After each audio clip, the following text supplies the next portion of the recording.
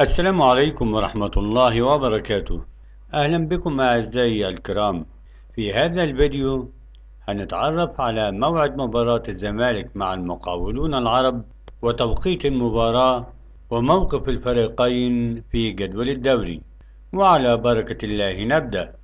أغلق الجهاز الفني لنادي الزمالك صفحة مباراة حرس الحدود التي أقيمت مساء الخميس الماضي على استاد الكلية الحربية ضمن منافسات الجولة الخامسة والعشرين لمسابقة الدوري الممتاز، بحثا عن خوض جولة جديدة بالمسابقة. ويستعد نادي الزمالك لمقابلة نادي المقاولون العرب في المباراة القادمة.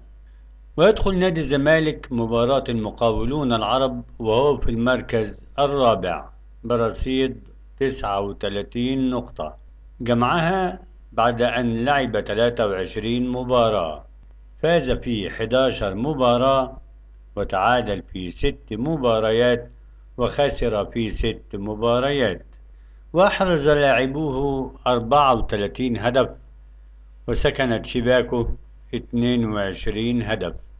ويحاول نادي الزمالك الفوز على المقاولون العرب ليستمر في مسلسل الانتصارات بعد فوزه في الجولة السابقة على حرس الحدود ب3 أهداف دون رد.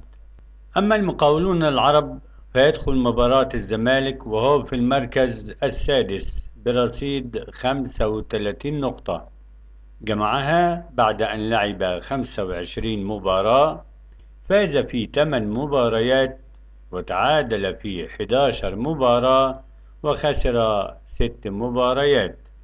وأحرز لاعبوه 26 هدف وسكنت شباكه 22 هدف. ويأمل نادي المقاولون العرب في الفوز على نادي الزمالك ليعوض تعادله مع المصري بدون أهداف في الجولة السابقة، ويحسن من ترتيبه في جدول الدوري الممتاز والدخول في المربع الذهبي للدوري المصري. ويستعد نادي الزمالك لمواجهة نادي المقاولون العرب في 9:15 مساء الاثنين القادم باستاد القاهرة الدولي ضمن منافسات الجولة السادسة والعشرين لمسابقة الدوري المصري. وتنقل قناة اون تايم سبورتس مباراة الزمالك والمقاولون العرب بالدوري المصري في وجود استوديو تحليلي يضم كوكبة من نجوم الكرة المصرية. تمنياتي لكم بمشاهدة ممتعة بإذن الله.